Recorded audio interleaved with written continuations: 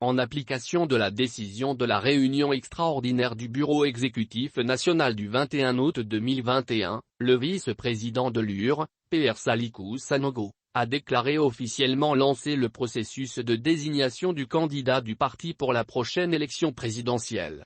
Sur 5 à 6 candidatures déclarées ou pas dans le pipeline, celles de plus de la moitié, en raison de leurs accointances, pourraient basculer en faveur du Dr Boubou-Ciss. Un scénario qui repousse loin le séisme tant redouté et clarifie un peu plus le jeu politique en cours.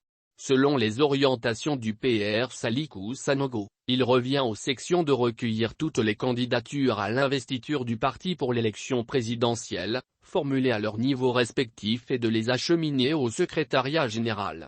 L'on apprend de sources autorisées que les dossiers de candidature qui doivent parvenir au secrétariat général du parti le 24 septembre 2021 à 12 h au plus tard doivent être personnels. Aussi, précise-t-on, ils doivent comporter une note de déclaration de candidature déclinant les motivations du candidat signé par lui. La suite du processus prévoit alors, selon une source proche du dossier, une commission mise en place à cet effet procède à un examen préliminaire des dossiers de candidature et vérifie leur conformité au texte du parti. Suite à quoi, la conférence nationale convoquée le 23 octobre procédera au choix définitif du candidat du parti, à partir d'une liste débarrassée de toutes les aspérités. Ainsi, donnant suite à l'appel du vice-président Sallikou Sanogo, à l'issue de la réunion extraordinaire du Bureau exécutif national du 21 août 2021, les sections du parti Union pour la République et la démocratie sont rentrées dans une phase de conférence qui se poursuivent cette semaine, la date butoir pour l'acheminement des dossiers de candidature étant le 24 septembre 2021 à 12 h au plus tard. Selon une source bien informée, c'est chaque section qui recueille à son niveau les candidatures des militants de son ressort. Pour ce qui est de l'ancien Premier ministre, Dr Boubou-Ciss, le dépôt de sa candidature se fait à Djenné, la section dont il est le secrétaire chargé de questions financières et économiques. À ce niveau, apprend-on, seule sa candidature qui suscite l'adhésion de tous est à l'ordre du jour. Mais, Dr Boubou-Ciss, même s'il est le plus en vue et en veine de détermination, dont la candidature est jugée la plus à même de prospérer, n'est pas le seul en lice.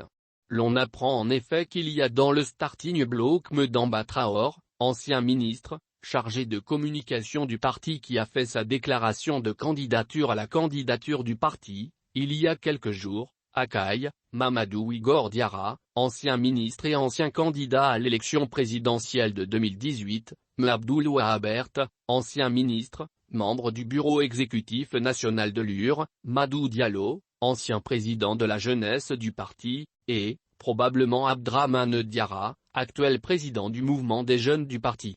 Mais, au-delà des grandement œuvres qui sont inhérentes aux joutes politiques, l'on assiste à une certaine clarification. Il y a une fin programmée d'un processus amphigourique.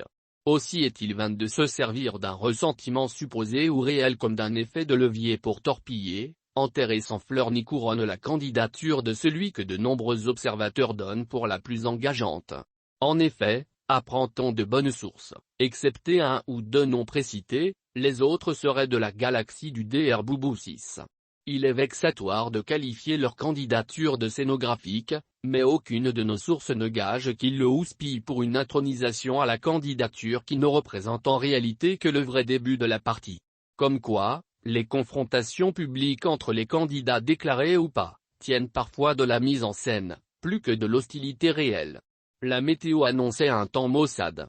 C'est finalement un ciel dégagé et ensoleillé qui se présente sur l'Union pour la République et la démocratie. Selon les indicateurs actuels, le séisme tant redouté ne se produira pas. Le breuvage sans filtre aurait une saveur beaucoup plus douce qu'on ne le craignait. Tout porte à le croire, même si la démocratie qui n'est pas saucissonnage et caporalisation est le terrain de prédilection des opinions contraires. Il y en aura toujours et c'est cela qui fait son charme. In fine, polémiquer sur la légitimité ou pas de la candidature du Dr Boubou-Ciss, c'est se tromper de focale. Au-delà du sacre d'un homme comme candidat, l'enjeu est le triomphe de l'UR pour la perpétuation de ses idéaux.